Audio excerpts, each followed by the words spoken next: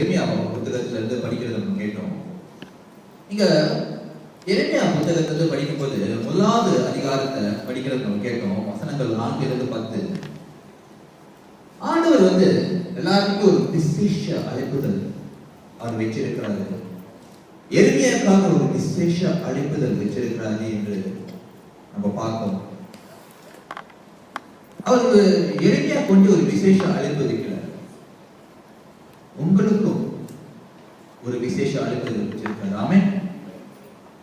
ஒரு உதாரணத்துக்கு நான் இப்ப ஒரு பேப்பர் எடுக்கிறேன்.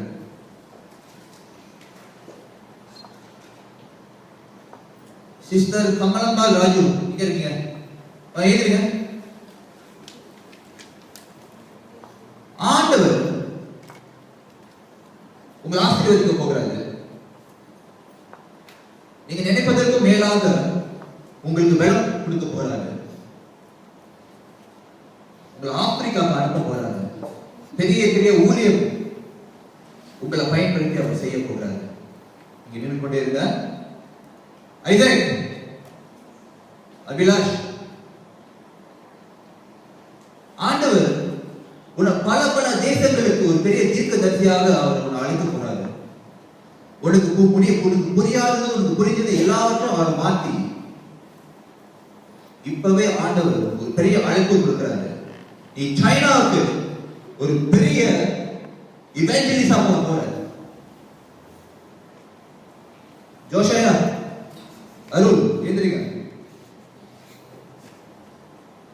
ஆண்டவர் ஒரு விசேஷ அழைப்பு வச்சிருக்கிறார்.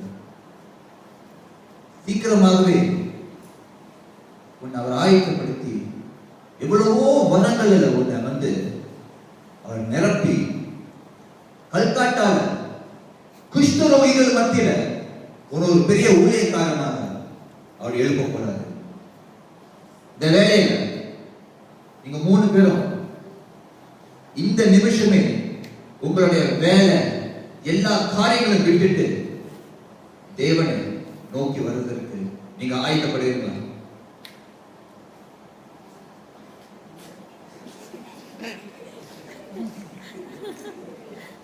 நல்ல ஒண்டிதான் ஆடுறாங்க. ஹalleluya. ஓகேங்க, கை தட்டுவோம். உங்களுக்கு ரொம்ப படி போடுறாங்க. இந்த மாதிரி திடீர்னு ஒரு மாற்றம் நம்ம கிட்ட வரும்போது உன்னை நான் ஆயத்தப்படுத்த போகிறேன், உன்னை நிமித்த ஒரு பெரிய பெரிய காரியங்கள் நான் செய்ய போகிறேன் என்று திடீர்னு ஒரு போதகர் நின்று உங்களை ஏந்திரிக்க சொல்லி அந்த நிலையில ஒரு பாம்பு போடுற மாதிரி ஒரு விஷயத்தை சொன்னாங்க. எங்க எனக்கு தமிழக வராது, ஆப்பிரிக்காவுக்கு போறாங்க.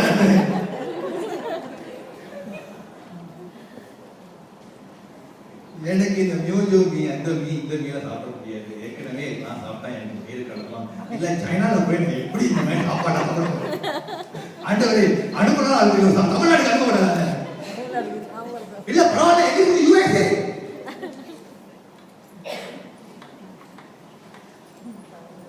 ஆனா நீ சைனா தான்.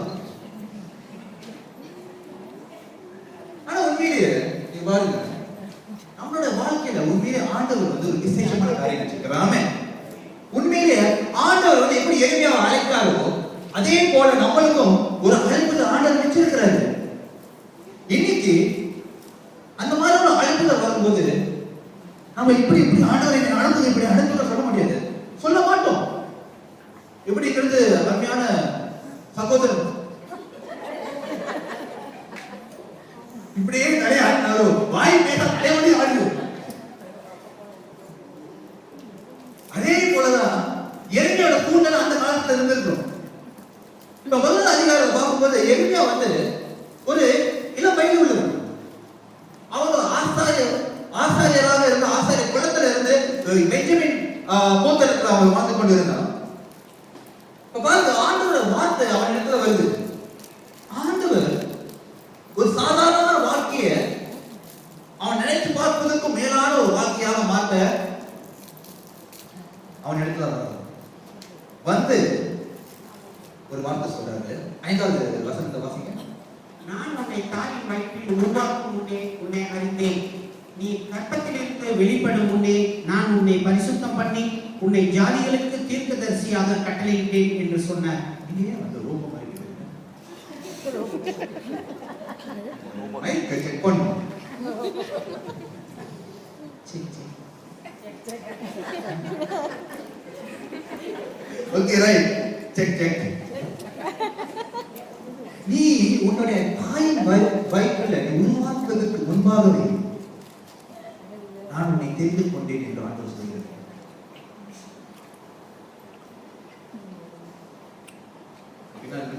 செக் செக் பண்ணதுக்கு பரவாயில்ல, நீங்க உங்களுக்கு கேளுங்க. ஆண்டவர் சொல்றாரு, I knew you before you were even formed in your mother's womb. இப்ப ஒரு பாட்டர் எடுக்கும், அவன் என்ன பண்ணுவான், அவனுடைய களிமண்ணை எடுத்து, இந்த புயவன் களிமண்ணை எடுத்து சும்மா அப்படியே பிசைஞ்சி பிசைஞ்சி பிசைஞ்சி பிசைஞ்சி என்ன வரும் பார்ப்போம் என்ன அவன் செய்யறாங்க இல்ல. அந்த களிமண் அவன் எடுத்து, அவன் அந்த களிமண்ணை எடுப்பதற்கு முன்பாகவே அவனுடைய ஒரு யோசனை இருக்கும், இந்த பாத்திரத்தை நான் இப்படி செய்ய போறேன். ஆமென். இந்த பாத்திரத்தை நான் எப்படி செய்ய போறேன், அது என்ன சைஸ்ல இருக்கும் போது, அது என்ன மாதிரி ஷேப்ல இருக்கும் போது என்று அவனுக்கு ஒரு ஐடியா இருக்கும். அந்த ஐடியாவை அவன் போய் அவன் மைண்ட்ல வச்சுட்டு அந்த களிமண்ணை போய் அவன் எடுப்பான். ஒரு சின்ன பாத்திரத்துக்கு ஒரு பெரிய அளவுல களிமண் கொண்டு வர முடியும். ஒரு பெரிய பாத்திரத்துக்கு இத்தனோட கையளவுக்கு ஒரு கொஞ்சம் களிமண் கொண்டு வர முடியுமா? சொல்ல முடியாது. ஒரு எல்லாமே ஒரு அழகான ப்ரொபோர்ஷனட்டா இருப்பதற்கு அவன் மைண்ட்ல ஒரு காரியம் இருக்கு, இந்த பாத்திரத்தை நான் இப்படிதான் செய்ய போறேன், அதுக்கு ஏத்த மாதிரி களிமண் கொண்டு வரும். களிமண் கொண்டு வந்து அப்படியே மனைவா மனைவா மனைவா மனைவா மனைவா மனைவா அந்த ஷேப் அப்படியே இருக்கும். அந்த ஷேப் அப்படியே எடுத்து கரெக்டா அந்த பாத்திரம் உருவாகும். அதே போல ஆண்டவர் நம்ம வளர்வதற்கு முன்பாக, நம்ம பிறப்பதற்கு முன்பாக, தாயின் கருவிக்குள் நாம் போவதற்கு முன்பாக ஆண்டவருக்கு ஒரு யோசனை. He had a thought and he knew that this is how you are going to be made. அதே போல ஆண்டவர் நம்மளை உருவாக்கினார். ஆமென். அதே போல ஆண்டவர் உம்முடைய தாய் கருவில் நீ வந்த, அதே போல நீ 9 மாசம் பிறகு நீ பிறந்த, அதுக்கு பிறகு நீ வளர்ந்த. இது முக்கியம், நீங்க தெரிந்து கொள்ள வேண்டும். ஏன்னா இங்க நிறைய பேரு சொல்வீங்க, நான் வந்து ஒரு கிறிஸ்துவ குடும்பத்தில் நான் பிறந்தேன், இல்லை நான் வந்து 80 வயசுல தான் வந்து ஆண்டவரை ஏற்றுக்கொண்டேன், இல்ல நான் வந்து 20 வயசுல தான் ஆண்டவர் தெரிஞ்சுக்கொண்டேன், இல்ல ஒரு 10 வயசுல தான் ஆண்டவர் யாருன்னு எனக்கு தெரிஞ்சது, இல்ல ஒரு 30 வயசுல எனக்கு அந்த ஆண்டவர் யாருன்னு எனக்கு தெரிஞ்சது.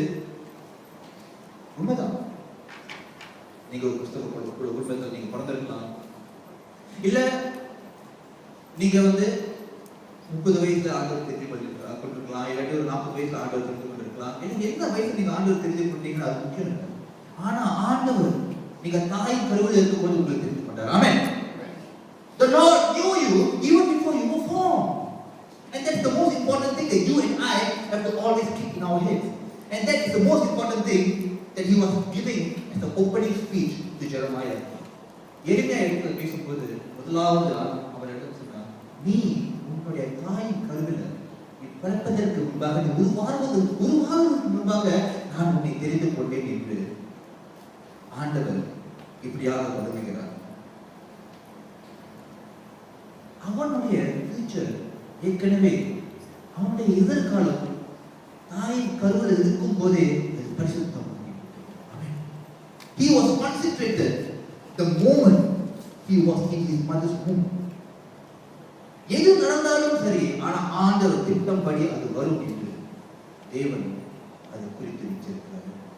உங்களுக்கு தெரியுமா, நான் சின்ன வயசுல இருக்கும்போது, நான் வந்து அபிலாஷ் வயசுல வந்து ஜோசியா வயசுல இருக்கும்போது உண்மையிலேயே அவங்களை பாராட்டுவேன். இந்த வயசுல வந்து அவங்களோட கமிட்மெண்ட், அவங்களோட யூத்தோட கமிட்மெண்ட் சபையில எவ்வளவு ரொம்ப பாராட்டக்கூடியது. இவங்க வயசுல இருக்கும்போது நான் சரியான ஆஸ்கலாம்.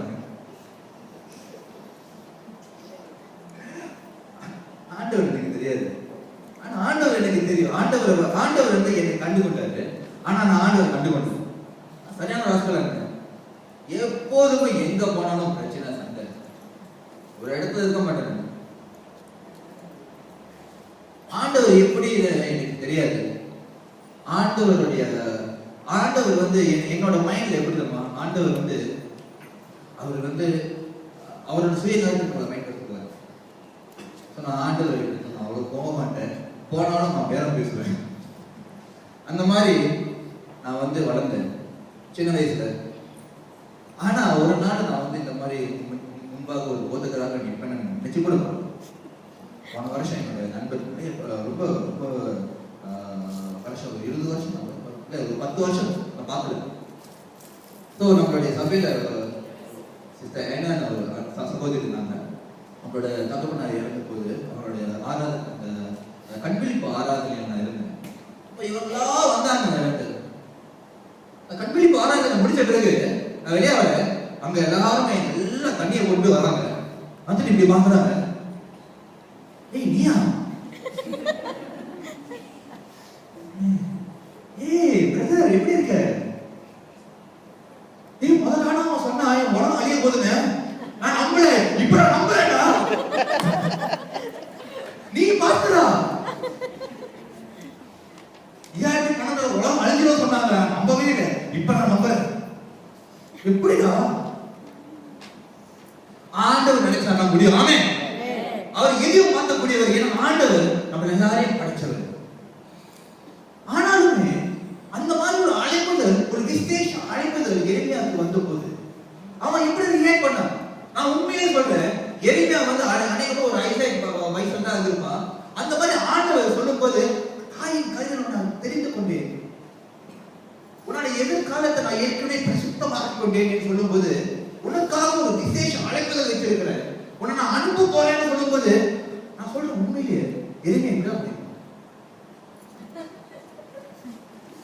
6வது வசனத்தை வாசிங்க. அப்பொழுது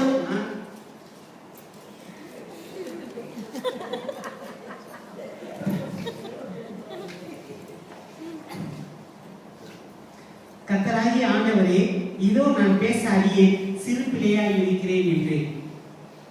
மறுபடியும் கர்த்தராகிய ஆண்டவரே, இதோ நான் பேச அறியேன், சிறு பிள்ளையாய் இருக்கிறேன். கர்த்தராகிய ஆண்டவரே, இதோ நான் பேச அறியேன், எனக்கு பேச முடியாது ஆண்டவரே, எனக்கு தெரியாது ஆண்டவரே, எனக்கு வாய்ப்பு வார்த்தை வராது. நான் எப்படி சொல்ல போறேன்? எனக்கு ஒண்ணுமே வராது ஆண்டவரே. இவங்களெல்லாம் பார்த்தா ரொம்ப பெருசா ரொம்ப ஆத்திரமாக இவங்க மத்தியில இவங்க பெருவா பேசுறாங்க, நம்ம அழுவு கடிப்பாங்க. இவங்க நம்ம பேசுறாங்க, என்ன கடிப்பாங்க. அவங்க என்ன கடிப்பாங்க? அவனுக்கு உள்ளது பயம். எப்படி நான் போறது? நான் என்ன பேசுவேன் அந்த இடத்துல? கண்டிப்பாக எல்லா பையன்கள் இருந்த அந்த ஆசாரியர் எரேமியாவுக்கு ஒரு பயம் உண்மையிலே சொல்றேன். நம்மளையும் இந்த சண்டல வந்து அழைப்பு சின்ன ஒரு இது எதுக்கும் போட்டவங்க ஒரு சின்ன ஊழியத்துக்கு வராங்க. அழைப்பு வாங்க சிஸ்டர் இதை செய்யுங்க, வாங்க சிஸ்டர் செல்குருக்கு கலந்துங்க, வாங்க இது சின்ன ஊழியத்தை நீங்க வந்து செய்யுங்க என்று சொல்லும்போது சில சமயத்துல இல்ல ஒரு ஊழிய பயணத்துக்கு போகணும் உங்களுக்கு போகுமா என்று உற்சாகமாக ஒரு சொல்லும்போது சில பேர் வந்து அந்த உற்சாகத்தை அப்படியே தண்ணி போட்டு அதை அணைச்சு போடுற மாதிரி சொல்லுவாங்க. இந்த மாஸ்டர் நான் முடியாது, எனக்கு 3 பிள்ளைங்க இருக்கு, 4 பிள்ளை வருது, இது வேற நான் போனேன்னா எப்படி நான் பண்றது? ஒண்ணு சொன்னா சின்ன பையன் எப்படி இதெல்லாம் செய்யுது. அப்ப சில பேர் சொல்லுவாங்க, நான் ரொம்ப வயசாச்சு நான் முடியுது, அவன் இருக்கான் பாருங்க, நல்ல பையன், நல்ல புள்ள இருக்கான், அவனை போய் பயன்படுத்துற இல்ல உண்மைதான் சொல்றேன். மாஸ்டர் எனக்கு ரொம்ப முடியல, எனக்கு வந்து எனக்கு ரொம்ப மூலமா இருக்கு, இன்னொரு நான் நம்ப முடியல, நான் முடியல, எப்படி நான் போய் இந்த மாதிரி ஊழியம் பண்றது? எவ்வளவோ ரீசன், எவ்வளவோ எக்ஸ்பீரியன்ஸ் நமக்கு இருக்கும். ஆனா உண்மையிலேயே நம்ம வாழ்க்கையை நம்ம பார்க்கும்போது எவ்வளவோ எக்ஸ்பீரியன்ஸ் நம்ம ஆட்களை கொடுத்து கொண்டே இருக்கு. மத்தவங்க அனுப்புறது என்ன மாதிரி தெரியாது. எரேமியா உண்மையில ஒரு ஆசாரியராக காணப்பட்ட, ஆனா உண்மையிலே நீங்க ஆண்டவர் உங்களை ஒரு ஆசாரியராக அழைச்சிருக்காங்க. ஆமென். நம்ம 1 பேதுரு 2வது அதிகாரம் 9வது வசனத்தை வாசிப்பதை நான் கேட்போமாக. நீங்களோ உங்களை அந்தகாரத்தினின்று தம்முடைய ஆச்சரியமான ஒளியிடத்திற்கு வரவழைத்தவருடைய புண்ணியங்களை அறிவிக்கும்படி தெரிந்து கொள்ளப்பட்ட சந்ததியாயும் ராஜரிகமான ஆசாரிய கூட்டமாயும் பரிசுத்த ஜாதியாயும் அவர் நீங்க ஒரு பரிசுத்த ஜாதியாக இருக்கிறீங்க. நீங்க தெரிந்து கொள்ளப்பட்ட பிள்ளைகளாக இருக்கிறீங்க. நீங்க பரிசுத்த ஆசாரியர்களாக இருக்கீங்க, அழைக்கப்பட்டிருக்கீங்க என்று 1 பேதுரு நீங்க அழைக்கப்பட்டிருக்கு, நீங்க சொல்லப்பட்டிருக்கு. ஆமென். ஆண்டவர் நம்மள உண்மையிலே பெரிய பெரிய பெரிய பெரிய காரியங்களுக்கு அழைச்சிருக்கிறாங்க. எப்படி அன்று எரேமியாவை தேவன் தொட்டு அழைச்சாரோ, இன்று ஆண்டவராக இயேசு கிறிஸ்து ரத்தத்தால எங்களை அவர் விலைக்கு வாங்கி, உங்களை அவர் விலைக்கு வாங்கி பெரிய பெரிய காரியங்களுக்காக நம்மளோட சாதாரண வாழ்க்கையை ஒரு அபூர்வமான வாழ்க்கையாக மாற்றுவதற்கு தேவன் ஆயத்தப்பட்டார். அவர் ஆவலாக இருக்கிறாரா? நீங்க ஆவலாக இருக்கிறீங்களா? Do you want your life to be just an ordinary man? I'm doing ordinary things. நான் வேலைக்கு போறேன், நான் வீட்டுக்கு வரேன், நான் வேலைக்கு போறேன், நான் வீட்டுக்கு வரேன், இது போதும் எனக்கு. ஞாயிற்றுக்கிழமை நான் ஒண்டி வந்து உட்கார்ந்து hi Lord how are you சொல்லிட்டு போறேன் என்ற வாழ்க்கையை நீங்க வாழ போறீங்களா? இல்ல ஒரு அபூர்வமான வாழ்க்கையை நீங்க வாழ போறீங்களா என்று தேவன் நம்மை சேலஞ்ச் பண்றாரு. அதே போல நம்மளும் ஆசாரியராக அழைக்கப்பட்டிருக்கிறோம். ஆசாரியராக அழைக்கப்படும் போது நம்மளும் சில சமயத்துல ஒரு எக்ஸ்கியூஸ் கொடுப்போம். I don't think so, I can to this. என்னால முடியாதுன்னு சொல்லுவோம். ஆனா ஆண்டவர் சொல்றாரு, இது உன்னால முடியாது, ஆனா நான் உன்னோட பலவீனத்தை நான் பலமாக இருப்பேன், நான் உன்னை அனுப்புவேன், நான் உனக்கு சொல்லிக் கொடுப்பேன் என்று ஆண்டவர் உங்களுக்கு சொல்றாங்க. 7வது வசனத்தை வாசிங்க. ஆனாலும் கர்த்தர் சிறுபிள்ளை என்று நீ சொல்லாதே, நான் உன்னை அனுப்பிய எல்லா இடத்திலும் நீ போய் நான் உனக்கு கட்டளை இடுகிறவை எல்லாம் நீ பேசுவாயாக. சொல்லாத, எனக்கு வயசாச்சுன்னு சொல்லாத, எனக்கு இந்த வியாதி இருக்கு அந்த வியாதி இருக்குன்னு சொல்லாத, எனக்கு இது முடியாது அது முடியாது, எனக்கு நிறைய வேலை இருக்குன்னு சொல்லாத. ஆண்டவர் சொல்றாரு, நீ நான் செய்யறேன்னு சொல்லியா? அதான் முக்கியம். நம்ம ஆண்டவர் நம்மளுக்கு ஒரு அழைப்பதை கொடுக்கும்போது, இல்லை நமக்குன்னு ஒரு விசேஷமான ஒரு வேலை கொடுக்கும்போது நம்ம நேச்சுரல் ஹியூமன் ரியாக்ஷன் தான் போகணும். அதுக்கப்புறம் யோசிச்சு பார்த்து ஓகே ஆனாலுமே நம்ம கொஞ்சம் யோசிச்சு பார்க்கணும். ஆண்டவர் நம்மளுக்கு எதுக்காக அழைச்சிருக்காரு? எரேமியாவை அழைக்கும் போது சொல்றேன், அந்த காலகட்டத்தில் என்ன நடந்துச்சுன்னா, ஆண்டவர் யூதாவின் மேல் சரியான கோபத்தை, யூதாவின் மேல சரியான கோபமா இருந்தாரு. யூதா எவ்வளவோ நல்லபடியாக பொருளாதாரத்தில் இருந்தாலும் சரி, ஆனா அவர்களுடைய இருதயம் எல்லாமே சரிபட செய்தார்கள். ஆசாரியர்கள் சரிபட செய்தார்கள், எல்லா காரியங்களும் சரிபட இருந்தது தவிர்த்து, ஆனா அவர்களுடைய இருதயம் ரொம்ப ரொம்ப ரொம்ப தூரமாக இருந்தது. அதற்கு ஆண்டவர் 10வது வசனத்துல எரேமியா சொன்ன இந்த காரியம், பார், பிடுங்கவும் இடிக்கவும் அழிக்கவும் கவிழ்க்கவும் கட்டவும் நாட்டவும் உன்னை நான் இன்றைய தினம் ஜாதிகளின் மேல் ராஜ்யங்களின் மேலும் ஏற்படுத்தினேன் என்று கர்த்தர் எரேமியாவுக்கு ஒரு பெரிய அழைப்பு கொடுத்து ஒரு பெரிய பொறுப்பு கொடுக்குறாரு. என்ன சொல்றாரு? நான் எதுக்கு நான் அனுப்ப போறேன்னா, விட சொல்லு, ரொம்ப சந்தோஷமா இருக்காங்க எல்லாருமே, ஆனா இப்ப நான் அழிக்கவும் நான் பிடுங்கவும் நான் விதிக்கவும் செய்ய போகிறேன் சொல்றாரு. இது நல்ல நியூஸா? இது குட் நியூஸ்? நம்ம எல்லாருமே நல்லபடியாக எல்லாமே நமக்கு வந்து கொண்டிருக்கிற வேலையில ஒரு வார்த்தை நம்ம எடுத்து வருது, நான் இதை அழிக்க போறேன், இதை நான் பிடுங்க போறேன், இதை நான் இடிக்க போறேன் என்று ஒரு வார்த்தை வரும்போது, ஆனா முக்கியமே என்று ஒரு ரியாக்ஷன், அந்த மாதிரியான ஒரு ரியாக்ஷன் தான் யூதா பட்டணத்துக்காரங்க, இஸ்ரேல் பட்டணத்துக்காரங்க நம்ம எரேமியா காட்டினாங்க. எல்லாமே நல்லபடியாக இருந்தது, ஆனா இந்த நேரத்துல ஆண்டவருடைய கஷ்டமான செய்தி. இந்த கஷ்டமான செய்தி என்ன சொல்லுதுன்னா, இவர்கள் என்னை விட்டு ரொம்ப தூரமாக போய்விட்டார்கள், என்னை வணங்குவதற்கு பதிலாக இவர்கள் விக்கிரங்களை வணங்குகிறார்கள். இந்த வேலையில இவங்களை நான் அழிக்க போறேன், பிடுங்க போறேன், விதிக்க போறேன், ஆனா மறுபடியும் நான் கட்டுவேன், மறுபடியும் நான் வளரச் செய்தேன் என்று ஆண்டவர் சொல்கிறார். நம்ம வாழ்க்கையில எல்லாரும் இங்க இருக்கிறோம். நம்ம வாழ்க்கையில கண்டிப்பாக அந்த காலகட்டத்தில் எழுதுனது போல விக்கிரங்கள் நம்ம வாழ்க்கையில கிடையாது. ஆனா நம்மளுடைய வாழ்க்கையிலும் விக்கிரங்கள் உண்டு. என்ன மாதிரியான விக்கிரங்களை பார்க்க போனா சில சமயத்துல சில பேரோட வாழ்க்கையில பணம் ஒரு விக்கிரமாக இருக்கும். எனக்கு பணம் சம்பாதிக்கிறது தான் முதல், அதுக்கு பிறகுதான் மற்றதெல்லாம். இல்ல பதவி, எனக்கு இந்த பதவி வேணும், இன்னும் மேலும் மேலான பதவி வேணும், அதுக்கு பிறகுதான் மற்றது எல்லாமே. சில பேருக்கு வேலை, மற்ற காரியங்கள், டெலிவிஷன்ல உட்காந்து டைம் போறது தெரியாத படிக்க அவங்க பார்ப்பாங்க. நான் ஒண்ணு மாதிரி விற்கிறது சொல்றேன். இந்த காலகட்டத்தில் Facebook ஒரு விற்கிறோம் தான். அப்படியே போனை வச்சுக்கிட்டோம், Facebookலயே இருப்பாங்க. I'm going to eat right now. This is my food. I'm going to the toilet right now. Very smelly.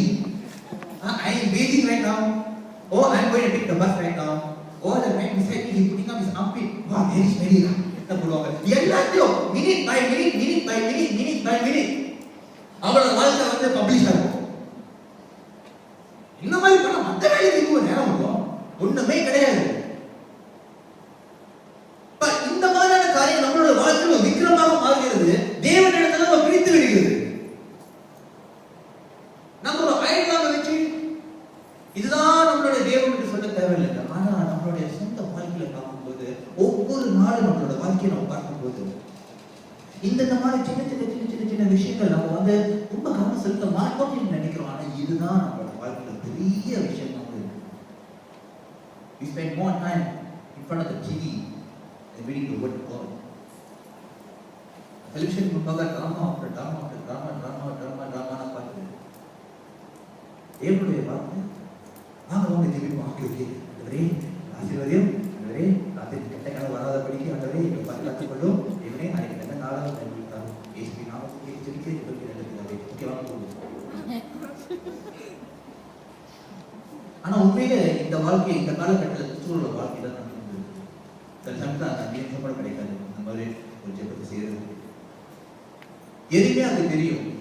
இது ஒரு ரொம்ப கஷ்டமான ஒரு சூழ்நிலை, ஒரு கஷ்டமான ஒரு டாஸ்க் ஆண்டவர் கொடுத்திருக்காரு. என்ன பண்றதுன்னு அவனுக்கு தெரியல. நான் உண்மையில சொல்றேன், பல வருடங்களுக்கு முன்பாக, இரண்டு வருடங்களுக்கு முன்பாக நான் பைபிள் படிச்சுட்டு இருக்கும்போது எனக்கு இந்த அழைப்பு வந்தது.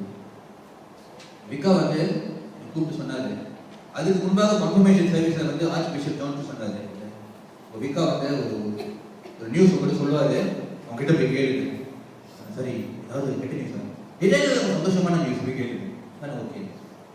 ஸோ கன்ஃபர்மேஷன் சர்வீஸ் தான் வந்து விக்கா வந்து என்ன சொன்னாரு, இந்த மாதிரி மாஸ்டர் லாரன்ஸ் வந்து இந்த மாதிரி சபைக்கு அவங்க போறாரு. ஆமாவா? ஓகே. இந்த சபைக்கு யார் வர போறாங்க? நம்மளாம் கலந்து பேசணும், முடிவு பண்ணோம். நீங்க தான் வந்து இந்த சபைக்கு போதுக்காக ஆக போறீங்க. நான் சொல்றேன், உண்மையிலேயே அந்த நேரத்தில் அப்படியே கோல்ட் ஸ்வெட், அப்படியே எனக்கு வேர்க்க ஆரம்பிச்சு. எனக்கு உலகம் தமிழ் கூட பேச முடியாது. எனக்கு தெரியும், என் கூட வாழ்ந்துருக்கீங்களா நிறைய பேருக்கு தெரியும், உலகம் தமிழ் கூட பேச, தமிழே பேச மாட்டேன். நான் ஆசை பைபிள் காலேஜ் முடிச்சு நான் வேற ஏதாவது ஒரு சபைக்கு நான் ஒரு போதுக்காக போவேன் என்றுதான் நான் கருதி கொண்டிருந்தேன். ஆனா திடீர்னு ஒரு சேஞ்ச் ஆஃப் பிளான். இந்த இடத்துல என்ன ஒரு போதகராக நான் அழைக்கும் போது எப்ப இதோட டிசைட் பண்றதுக்கு அவங்க டிசைட் பண்ணிட்டாங்க. என் கம்பெனில டிரான்ஸ்போர்டேஷன் கம்பெனி வச்சிருந்தேன், உங்களுக்கு எல்லாருக்கும் தெரியும். எல்லாத்தையும் நான் வந்து வித்து மற்ற காரியங்களை செஞ்சுட்டு ஜனவரி 1 ஆஃபீஸ்க்கு வரணும்னு சொன்னாங்க. எனக்கு எப்படி, எனக்கு மற்ற காரியங்கள் டிரான்ஸ்போர்டேஷன் மற்ற இதெல்லாம் எதுவுமே எனக்கு கவலை இல்லை. ஆனால் எனக்கு என்ன ரொம்ப கவலையாக இருந்துச்சுன்னா, எனக்கு என்ன, நான் பாஸ்டரை பார்த்தேன், அவரோட ஊழியத்தை நான் பார்த்துருக்கேன். ஊழியத்தில் என்னென்ன மாதிரியான பிரச்சனைகள் வர கூட நான் பார்த்துருக்கேன். அதே நேரத்தில் ஒரு தீர்க்கதரிசிக்கு அவனுடைய இடத்துல, அவன் சொந்த ஊர்ல அவனுக்கு கனம் கிடைக்குமா என்று கூட வேதாகமத்துல எழுதுறது கூட நான் பார்த்துருக்கேன். எப்படி என் சொந்த தங்கச்சிகளே, என் சொந்த தம்பிகளை, என் சொந்த சகோதரர்கள் இடத்துல போய் இவ்வளவு நேரம் பவுல் கூப்பிட்டவங்க வந்து இப்ப என்ன மாஸ்டர் கூட போறாங்க, எப்படி அதை அவங்க ஏற்றுக்கொள்ள போறாங்கன்னு என்னுடைய மனசுல எந்த மாதிரியான சூழ்நிலைகள் நான் வர போகிறேன். எப்படி அவர் 20 வருஷம் அந்த சீட்ல உட்கார்ந்து ரொம்ப ஓமா வச்சிருந்தாரு, அந்த சீட்ல நான் போய் உட்கார போறேன்னா யோசிக்க மாட்ட முடியாது. இந்த இடத்துல நான் நின்று எப்படி அவர் பேசுற மாதிரி நான் பேச போறேன், என்ன செய்ய போறேன் எனக்கு தெரியல. ஆனா முக்கியமா என்னோடு வளர்ந்தவர்கள் என்னை எப்படி ஏற்றுக்கொள்ள போறாங்க என்று எனக்கு தெரியல. ஏன்னா எனக்கு தெரியும் விக்கா வந்து இங்க வந்து அவர் சொன்னாரு இந்த மாதிரி நடக்கும் போது அந்த போல் வர போறான்னு சொல்லும் போது எனக்கு நான் காட்டாத சங்கடத்தை நிறைய பேர் காட்டினாங்க. அந்த வேலையை எனக்கு தெரியும். ஆண்டவரே இது வந்து சுலபமான பாதை இல்லை, தேவனே இது சுலபமான ஒரு பாதை இல்லை. கண்டிப்பாக ஊழியத்துல போகும்போது, பொறுப்புகள் செய்யும் போது என்னோடு உயிரோடு உயிராக இருந்தவர்கள் ஒரு நாள் என்னுடைய பின்னெடுத்த தத்துக்கு வருவாங்க எனக்கு தெரியும். ஒரு நாள் நான் செய்யற காரியங்களும் நான் எடுக்கக்கூடிய முடிவுகளும் அவர் நேசிக்கிற என்னுடைய சபையார் எல்லாருமே அதை ஏற்றுக்கொள்வாங்க சொல்ல முடியாது. கண்டிப்பா என் மேலேயும் வருத்தப்பட்டு எனக்கு எதிராகவும் வரும் பெரிய நல்ல சந்தர்ப்பம் கொண்டு எனக்கு தெரியும். உண்மையிலே யாருமே சொல்றது நான் பயந்து ரொம்ப பயத்துல பல நாட்களாக ரொம்ப ரொம்ப ரொம்ப ரொம்ப பயத்துல இருந்தாங்க. ஒருத்தர் நான் ஜெபிக்கும் போது ஆண்டவர் வசனத்தை உபாகம் 31வது அதிகாரம் வசனங்கள் 7, 8 ஆண்டவருடைய படிங்க. உபாகம் 31வது அதிகாரம் வசனங்கள் 7. பின்பு மோசே யோசுவாவை அழைத்து இஸ்ரவேல் எல்லோரும் பார்த்திருக்க அவனை நோக்கி பலம் கொண்டு திடமனதாயிரு, கர்த்தர் இவர்களுக்கு கொடுப்பேன் என்று இவர்களுடைய பிதாக்களுக்கு ஆணையிட்ட தேசத்துக்கு நீ இந்த ஜனத்தை அழைத்துக் கொண்டு போய் அதை இவர்கள் சுதந்திரிக்கும்படி செய்வாய். கர்த்தர் தாமே உனக்கு முன்பாக போகிறவர், அவர் உன்னோடே இருப்பார். அவர் உன்னை விட்டு விலகுவதும் இல்லை, உன்னை கைவிடுவதும் இல்லை. நீ பயப்படவும் கலங்கவும் வேண்டாம் என்றான். இந்த வசனத்தை ஆண்டவர் என்று கொடுத்தாரு. நீ பயப்படாத, ஏன்னா நீ நடக்கும் போது அவங்களுக்கு முன்பாக நடக்கிறேன் என்று ஆண்டவர் சொன்னார். ஆமென். ஏன்னா நம்ம ஒன்றே நடக்க போகிறது. We never walk alone. Not in the content.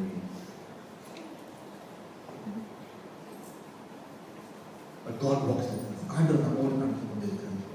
இந்த ஆண்டவர் இந்த வசனத்தை நிமித்தம் என்னிடத்தில் எப்படி அவர் உணர்த்தினாரோ அதே போல எரேமியா 1வது அதிகாரம் 8வது வசனத்துல அவர் வந்து எரேமியா இடத்துல சொன்ன காரியம் சொல்லுங்க.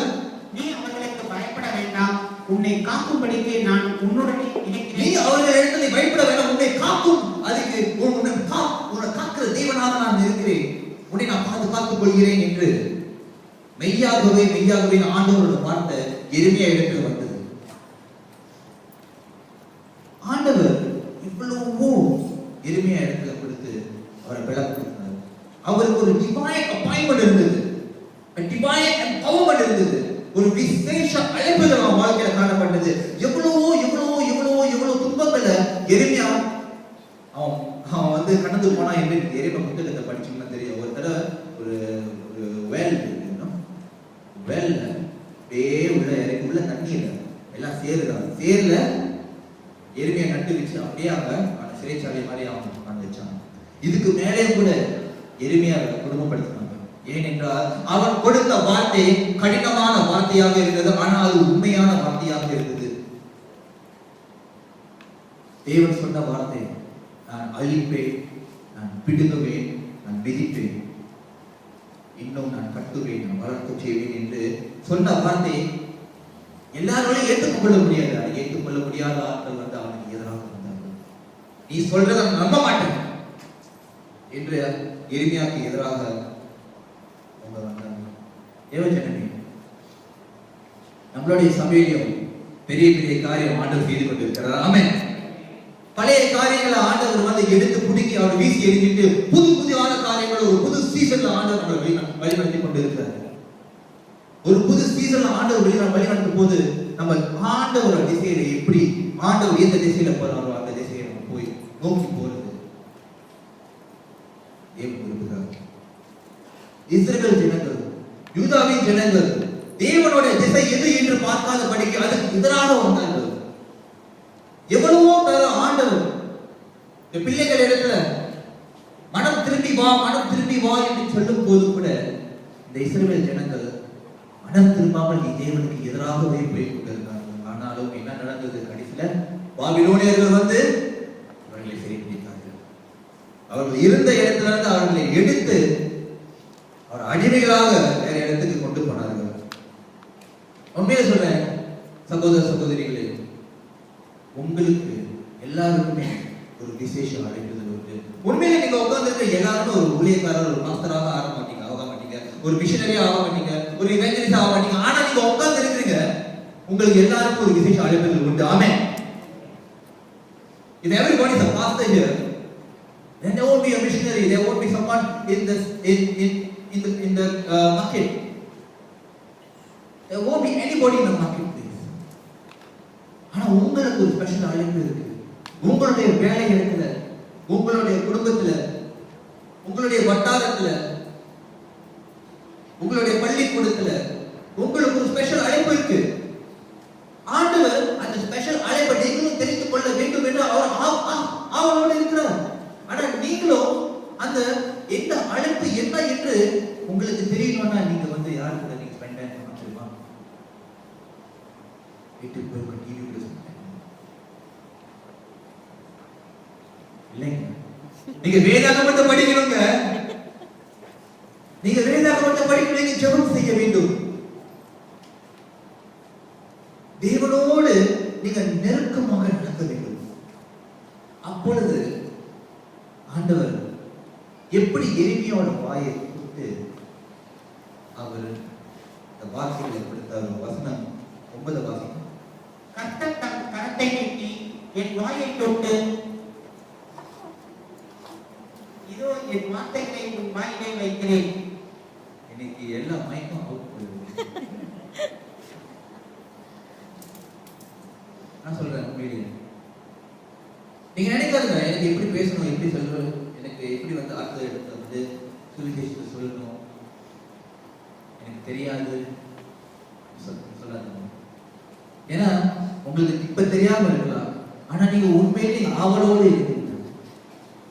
உண்மையிலே நீங்க ஆவலோடு இருந்தீங்கன்னா ஆண்டவரே என்னை பயன்படுத்துங்க என்று நீங்க சொன்னீங்கன்னா ஒவ்வொரு நாளுமே ஆண்டவரே எனக்கு வேணும், ஆண்டவரே எனக்கு தெரியல, ஆண்டவரே இந்த சகோதரி நான் பார்த்து கொண்டு இருக்கிற ஆண்டவரே, ஒவ்வொரு நாளும் நம்ம வந்து பஸ் இருக்கும்போது இந்த சகோதரி பஸ் ஸ்டாப்ல இருக்கிற ஆண்டவரே, ஆனாலுமே ஆண்டவரே இந்த சகோதரி இடத்துல எப்படி நான் பேசுறது தெரியாது ஆண்டவரே. ஆனா அந்த நோக்கம் உங்க இடத்துல இருந்து ஆண்டவர் உங்களுக்கு அந்த வார்த்தை கொடுப்பார். ஆமென். உங்களுடைய வேலை இடத்துல உங்களுக்கு தெரியாம இருக்கலாம். இந்த இந்த இந்த இந்த பிரதர் பக்கத்துல இப்போதும் அவரோட வீட்டுல உட்கார்ந்து தொலை சொல்லிட்டே இருப்பாரு. எவ்ரிடே மண்புடி கொட்டிட்டே இருக்குது, என்ன பண்றதுன்னு தெரியல. அவர் ஒரு போர் கவலையிலே இருக்காரு. அவர் இடத்துல நீங்க போய் சுவிசேஷம் சொல்லணும்னு ஆசைப்படுறீங்க. ஆனா உங்களுக்கு எப்படி சொல்றதுன்னு தெரியல. ஆனா நீங்க ஆண்டவர் இடத்துல கேளுங்க. ஆண்டவரே அந்த வார்த்தை தாங்க, தைரியத்தை தாங்க. நீங்க கேட்கும்போது ஆண்டவர் அந்த வார்த்தையும் அந்த தைரியத்தை உங்களுக்கு கொடுப்பாரு. ஆமென். God will be able to enable you when you are not able to enable yourself. அந்த மாதிரி நீங்க செய்யும் போது, அந்த மாதிரி நீங்க போய் பிள்ளைகள் இடத்துல போய் ஆண்டவர் அறியாதவர்கள் இடத்துல போய் நீங்க போய் ஒரு சுவிசேஷத்தை கலந்துக்க போது, come sister, come, let me pray for you. I'm sure my God can do this. என்னுடைய ஆண்டவர் வல்லமையானவர், அவரால் முடியும் என்று நீங்க சொல்லும் போது உங்களுக்கு தெரியாம இருக்காங்க, உங்களுக்கு உண்மையே தெரியாது. ஆனா ஆண்டவருக்கு தெரியும். நீங்க வந்து அறியப்படுவீங்க. ஆண்டவர் இடத்துல ஒரு அற்புதத்தை செய்வார். ஆமென். தேவனால முடியாத காரியம் ஒன்றும் இல்லை. பாருங்க, லூக்கா அதிகாரத்தை நம்ம படிச்சோம். லூக்கா அதிகாரத்தை நம்ம படிக்கும்போது 13வது அதிகாரத்தை படிக்கும்போது 13வது வசனத்தை வாசிக்கும். அப்பொழுது 18 வருஷமாய் பலவீனப்படுத்தும் ஆவியை கொண்ட அப்பொழுது 18 வருஷமாக பலவீனப்படுத்த ஒரு ஆவி கொண்ட ஒரு ஸ்திரீ அங்கே இருந்தார். அவள் எவ்வளவு நிமிரக்கூடாத கூனியாய் இருந்தாள். அவள் எவ்வளவு நிமிர முடியாத கூனியாக இருந்தாள். இப்படிதான் போய் கொண்டிருந்தான். எத்தனை வருஷம்? 18 வருஷம் இப்படிதான் இருந்தா. சொல்லுங்க,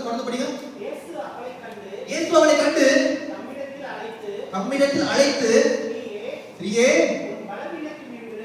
பலவீனத்தில் நின்று விடுதலையாக்கப்பட்டாய் என்று சொன்னாரு. எங்க? தேவாலயத்துல.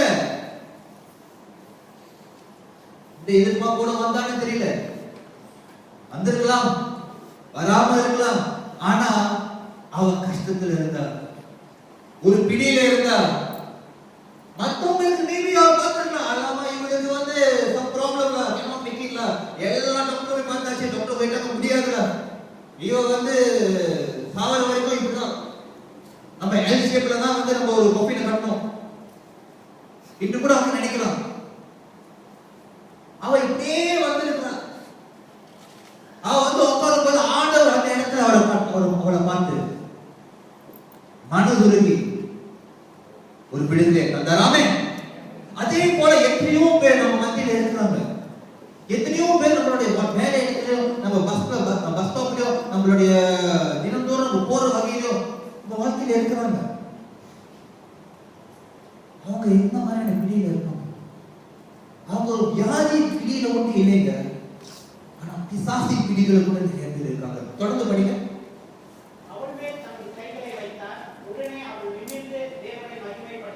உடனே அவள் நிமிர்ந்து தேவனை மகிமைப்படுத்தார். அந்த ஆவி 18 வருடங்களாக கட்டி வைத்த அந்த ஆவி ஓடி போச்சு.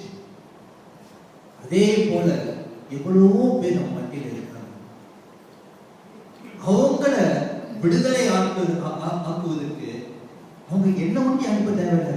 உங்களை செல் லீடர்ஸ், அசிஸ்டன்ட் லீடர்ஸ் அவங்க அனுப்ப மாட்டாங்க. நீங்க அனுப்ப தேவையில்லை, உங்களை அனுப்ப அழைக்கப்படுறாங்க. ஏன்னா ஆண்டவர் உங்களுக்கு அந்த அழைப்புதல் கொடுத்திருக்கு. எரிஞ்சாங்க எப்படி அவரை அழைச்சாரோ, என்ன அவரை எப்படி அழைச்சாரோ, அதே போல உங்களையும் அவர் அழைக்க விரும்புகிறார். ஏன்னா இருளில் ஒரு தான் நீங்க வாழ்ந்து கொண்டு இருந்தீங்க. ஆண்டவர் அறியாம நீங்க இருந்திருக்கலாம்.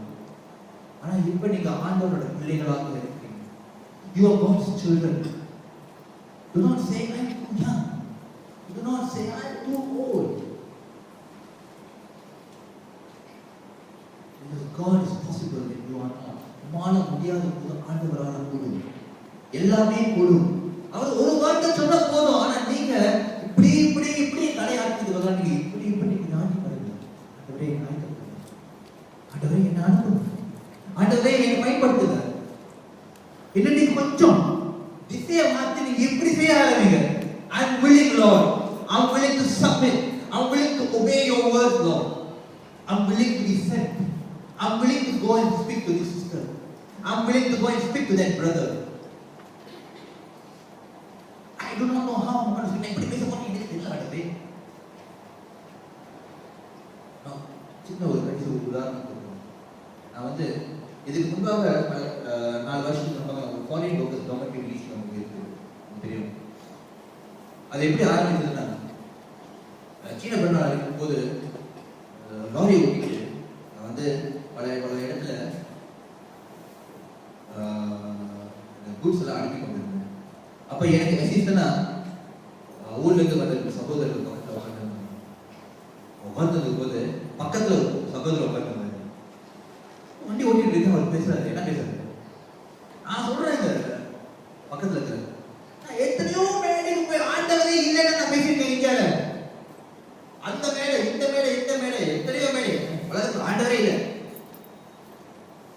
மனுஷன் சொந்த உழைப்பால தான் வரும், வேற யாரும் முடியாது என்று அவர் சொல்றதை நான் கேட்டேன். அப்ப எனக்கு அவ்வளவா தமிழ் கூட பேச தெரியாது. போறாங்க அந்த நேரத்தில் பரிசுத்த ஆவியானவர் திரும்பி அந்த சகோதரன் என்னை பத்தி சொல்லு. எனக்கு என்ன சொல்றதுன்னு தெரியல. ஆனா ஒரு ஸ்ட்ராங் அர்ஜ் பரிசுத்த ஆவியானவர் என்னிடத்தில் பேசினார். நீ திரும்பி அவரிடத்தில் சொல்லு. நான் திரும்பினேன், அவரிடத்துல சொன்னேன். எப்படி சொல்ல போறேன், என்ன சொல்ல போறேன், எனக்கு தெரிஞ்ச 4 வார்த்தை தமிழ்ல வச்சு நான் பேசினேன். அப்புறம் கூப்பிட்டேன், வாங்க சபைக்கு வாங்க என்று நான் அழைச்சேன். அவரும் தலையை ஆட்டினாரு. சரி பரவாயில்ல, அவர் முதலாளியா இருக்கார், சபைக்கு வராட்டி எனக்கு சம்பளம் கொடுக்க மாட்டாரு.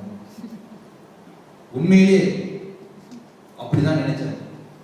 சபைக்கு வந்தாரு. எனக்கு மரியாதை கொடுப்பதற்காக அவங்க 2 பேரும் சபைக்கு வந்தாங்க.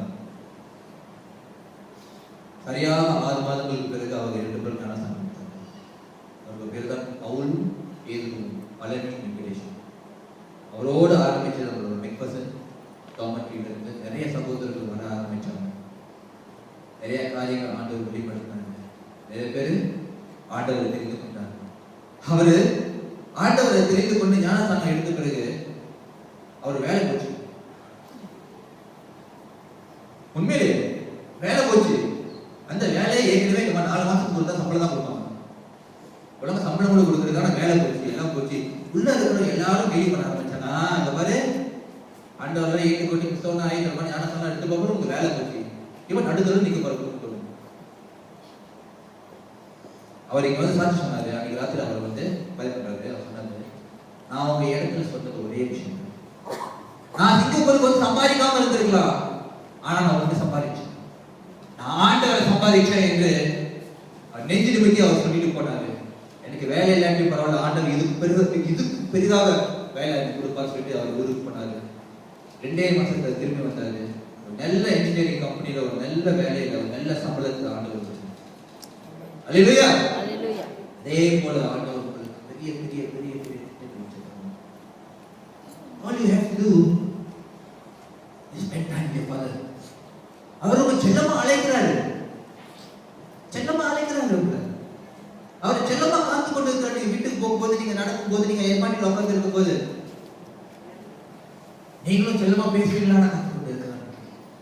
நீங்களும் செல்லமா அவர் பேசுறதுக்கு அவரோட வார்த்தைக்கு நீங்க வந்து செவி கொடுப்பீங்களான்னு அவர் கேட்கிறார். My brothers and sisters, today I'm going to challenge you.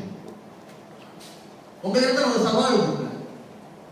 எப்படி நீங்க இருளில் இருந்து இன்னைக்கு வெளிச்சமான பிள்ளைகளாக, தேவ பிள்ளைகளாக நீங்க பார்த்து கொண்டு இருக்கிறீங்க. அதே போல நீங்க பாருங்க, சுற்றி பாருங்க, நீங்க வெளியே போகும்போது பாருங்க, எவ்வளவோ பேரு ஆண்டவரை அறியாம இருக்காங்க.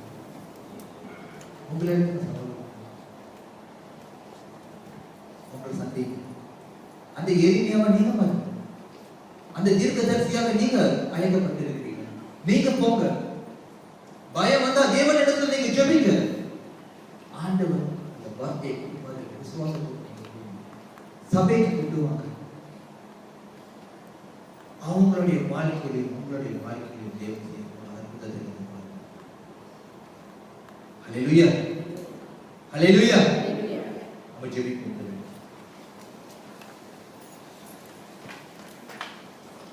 ஆண்டவரே, நீங்க பெரியவர் ஆண்டவரே, வாக்கு மாறாத கர்த்தர் ஆண்டவரே, உங்களுடைய யோசனைகள் எங்களுடைய யோசனைகள் அல்ல ஆண்டவரே, உங்களுடைய வழிகள் எங்களுடைய வழிகள் அல்ல ஆண்டவரே. ஆண்டவரே, இங்கே உட்கார்ந்திருக்கிற ஒவ்வொரு பிள்ளைகளும் ஆண்டவரே, நீங்க எங்களுடைய தாய் கருவில் ஆண்டவரே, நம்ம உருவாகுவதற்கு முன்பாகவே ஆண்டவரே பெயர் சொல்லி அழைத்த தேவன் நீங்க ஆண்டவரே. தேவனே, எங்களை நீங்க வெளிப்படுத்துங்க ஆண்டவரே. எப்ப அந்த காலத்துல நம்ம நினைவு கூறும்போது அறியாம இருந்தோம், ஆண்டவரே இப்ப நம்ம உங்களை ருசிச்சு பார்த்திருக்கிறோம். தேவனே, எனக்கு நீங்க வேணும் டேடி. செல்லமான உங்களோட வார்த்தைகளை நான் கேட்கிறோம் டேடி. உங்களோட நான் டைம் ஸ்பெண்ட் பண்ணணும் ஆண்டவரே. உங்களுடைய சித்தம் என் வாழ்க்கையில நிறைவேறணும் ஆண்டவரே. என்ன நீங்க அனுப்புங்க என்று சொல்லுங்க. தேவன் நம்மளை மத்தியில் நம்மளை பயன்படுத்தி எவ்வளவு வல்லமையான காரியங்கள் ஆண்டவரே நீங்க செய்ய காத்துக் கொண்டு இருக்கிறீங்க. ஆனா எங்களுடைய வேலை, எங்களுடைய சூழ்நிலை, எங்களுடைய பண கஷ்டங்கள், எங்களுடைய வியாதி என்ற காரியத்துல ஆண்டவரே நம்ம உள்கி போய் ஆண்டவரே உண்மை பார்க்காத படிக்கு இந்த விசேஷங்கள் பிரச்சனைகள் பார்த்து ஆண்டவரே இந்த விக்ரமான காரியங்களை இருந்து இந்த கட்டளை நீங்க எடுத்தாங்க. Lord, turn our eyes back, focus on you, Lord, because you are Jehovah Jireh. இங்கதான் எல்லாமே பார்த்துக்கொள்ளுங்க. எல்லா தேவைகளையும் சந்திக்கிற தேவனாக இருக்கிறேன்.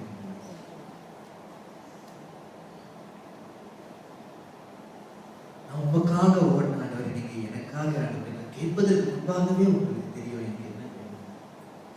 இது செய்ய மாட்டீங்களா? எனக்கு வயசு ஆவல ஆண்டவரே, என் கட்டி கடைசி நிமிஷம் என் வாழ்க்கை இருக்கிற வரைக்கும் உங்க சுவிசேஷம் நான் அறிவிப்பேன் ஆண்டவரே.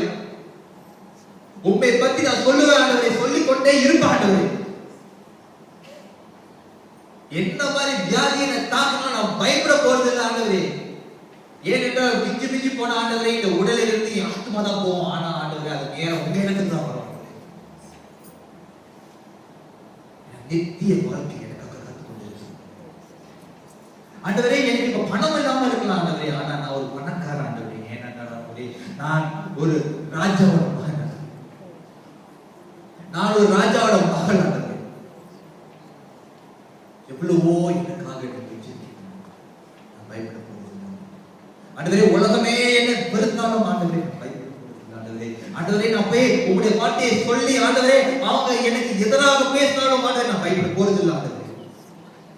என்னாலும் ஆண்டவரே உங்களுடைய கோலும் உங்களுடைய தடியும் ஆண்டவரே ஒவ்வொரு நாளும் என்னை தேக்கிக் கொண்டே இருக்கிறது. எனக்கு முன்பாக நீங்க நடந்து கொண்டு இருக்கிறீங்க ஆண்டவரே. ஆண்டவரே நீங்க இருக்கிற ஒவ்வொரு பிள்ளைகளுக்கு ஆண்டவரே நீங்க விசேஷ அழைப்புகள் வச்சிருக்கீங்க ஆண்டவரே. உங்களுடைய சித்தம் அவங்கள வாழ்க்கை அளிக்கப்படுவதற்காக நம்ம சொல்கிறோம் ஆண்டவரே. இவர்களை இன்னும் மேலும் மேலுமாக ஆண்டவரே தீர்க்க தரிசிகளாகவும் ஆண்டவரே அப்போஸ்தலர்களாகவும் ஆண்டவரே ஊழியக்காரர்கள் வாத்தியார்களாகவும் ஆண்டவரே இன்னும் பெரிய பெரிய காரியங்களை இவர்கள் மத்தியில் செய்ய போவதற்காக நன்றி. இன்னும் ஆண்டவரே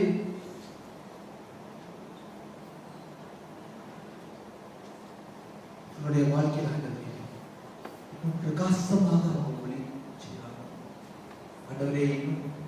இருளில் எங்க நடந்து போனாலும் அவருடைய வெளிச்சம் பிறருக்கும் வெளிச்சம் கொடுக்கிற ஒரு வாழ்க்கையை ஆண்டவரே அவர்களுக்கு நான் வச்சிருக்கேன். உடைய பிள்ளைகள் ஆண்டவரே பாக்கியமானது. இங்கு அமர்ந்திருக்கும் உடைய பிள்ளைகள் பாக்கியமானது. உடைய பிள்ளைகளை ஆசீர்வதியும் உடைய பிள்ளைகளோட நாவை தொட்டு இந்த வேலையை என்ன சொல்லணும் என்ன பேசணும் ஆண்டவரே ஒரு விசேஷ ஞானத்தால் அவளாக தொடுங்க தேவனே. ஆண்டவரே மெட்டபாலிக் எவெஞ்சலிசம் இப்படி அப்போஸ்தலர்களை நீங்க அனுப்புறீங்களா ஆண்டவரே. சபை முடிஞ்சு ஆண்டவரே இந்த வாரம் முழுவதும் ஆண்டவரே சிங்கப்பூர் மத்தியிலே எங்க இருந்தாலும் ஆண்டவரே இவர்களை அப்போஸ்தலர்களாக மாற்றுவீர். எங்க போனாலும் உங்களுடைய வார்த்தை உங்களை வாயில எழுதி படித்து அந்த தைரியத்தையும் ஆண்டவரே இந்த வல்லமையும் எங்களுக்கு